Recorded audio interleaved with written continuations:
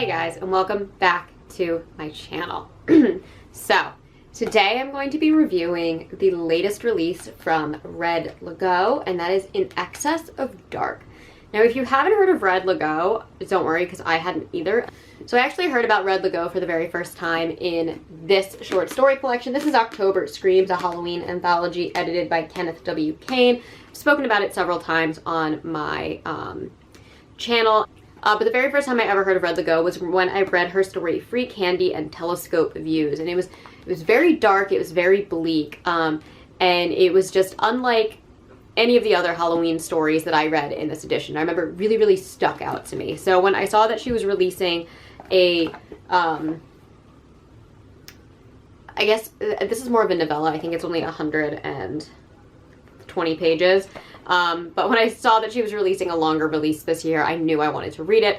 I spoke about it in my 2024 Most Anticipated Reads video series, and now I have it. I just recently got this at Browse About Books in Rehoboth Beach, Delaware. I love that bookstore. They have a massive horror section. It's twice the size in the month of October because they bring in a lot of indie horror authors as well. So definitely check that out if you're in Delaware. I'm going to read the back of this book for y'all. So it says, "What if every terrible thing imagined came true? Every fleeting nightmarish thought a reality? For grief-stricken Karina, her newfound ability to turn her worst daydreams into palpable truths has sent her into a downward spiral of depression and guilt.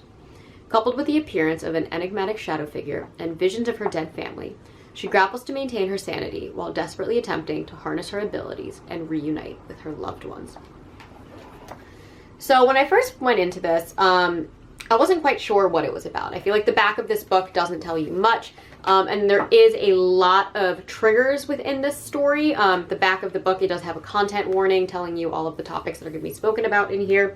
And it is a very, very bleak book, but it didn't start off that way. When I first started reading it, it really felt like just the opening of just kind of like a run-of-the-mill family drama style novel. There wasn't a lot of horror for the first bit of it, and I was kind of thrown off by the tone because I didn't feel that way with her story in October Screams, and obviously that's much, much shorter.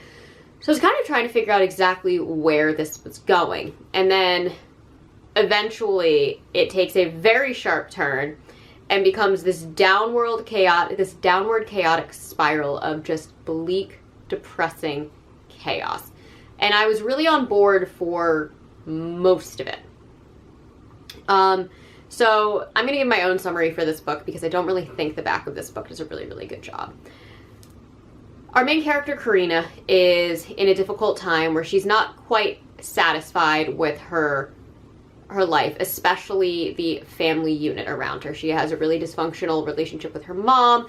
She's unsure of her relationship with her teenage son, and she's uncertain of her feelings for her longtime husband, and has kind of alienated her friends and just kind of fallen into her family unit as her world.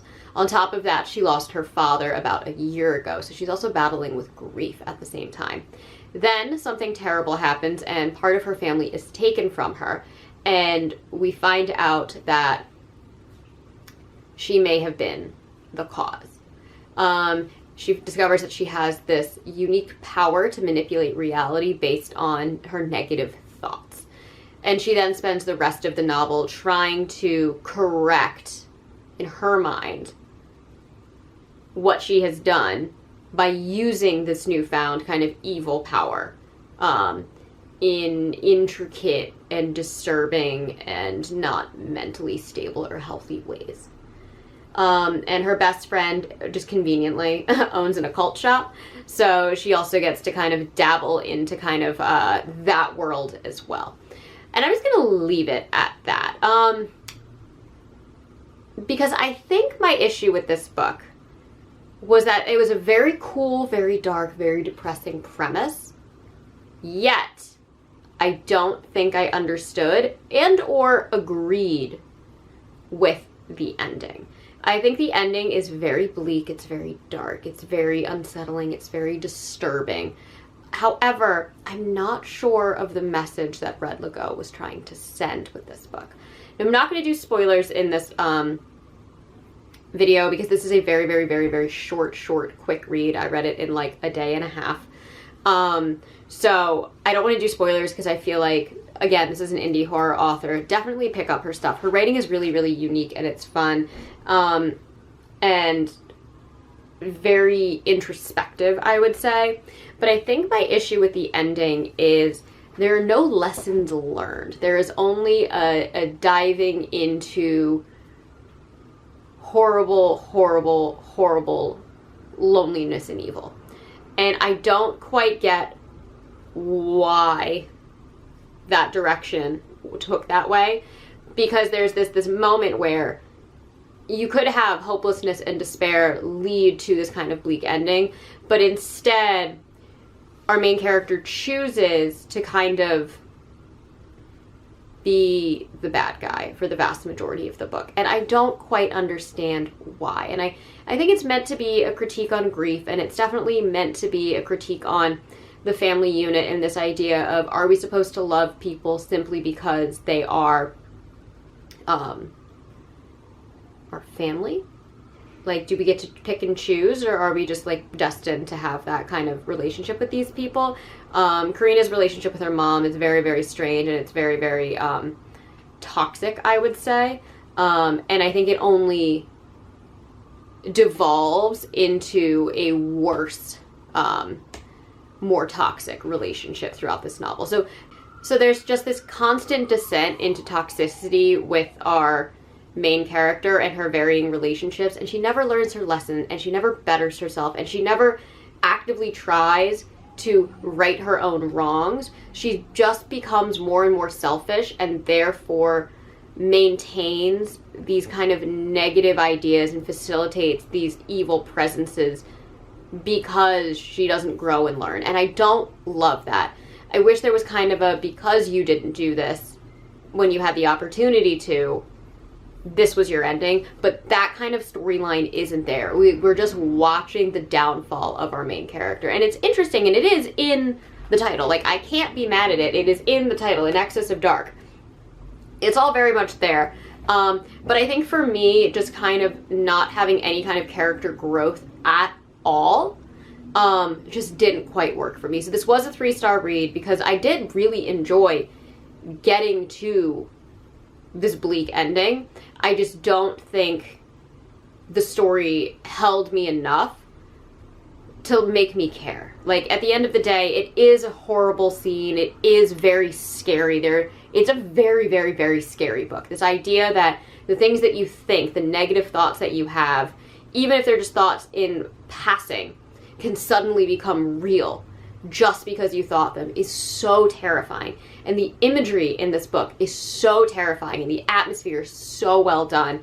But I just don't think we had the character growth that I prefer in horror novels. It really just is this bleak, toxic decline of an individual who had her life together, and you just see it cascade. And I couldn't figure out exactly what the metaphor was. Is it a metaphor for just giving into your grief?